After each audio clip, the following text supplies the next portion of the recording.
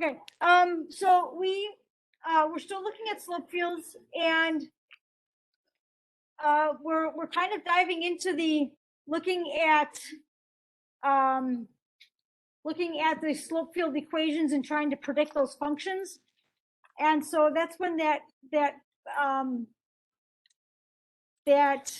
organizer of graph functions on the back of your schedule kind of comes in handy.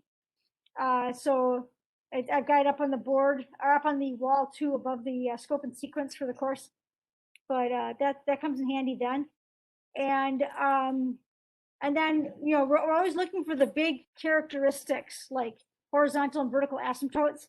When you start to see those slope field lines kind of orientate themselves all vertically or all horizontally across or straight up and down. So we're always looking for those characteristics. And then when you're sketching on top of a slope field, you want to sketch a possible solution to it. Make sure to follow those field lines carefully, right? Those field lines are all tangent lines, so they should be tangent to anything you draw.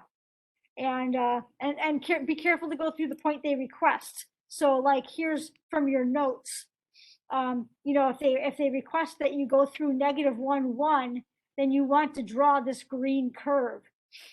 If they request that you're going through the origin, then you would want to be drawing this orange curve. And if they request that you're going through 1, -1, you'd be drawing something like this blue curve.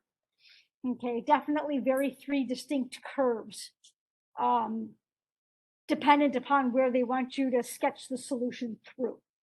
Okay, so those are the things to kind of keep track of. Okay, so how do you tell what general function slope fields represents? Like I said, locate those characteristics, those asymptotes, know your basic function shapes from that sheet. And then you can, if it's a multiple choice, you can rule out functions based on those properties. So we have a quiz now. It's our first quiz, 4 questions. And after you get done with the quiz, then you have some topic questions. And I already opened up the con yesterday, so it's a kind of a continuation with that reasoning using slope fields. So I'm gonna stop talking so that you can start that quiz, and then move on to those other activities.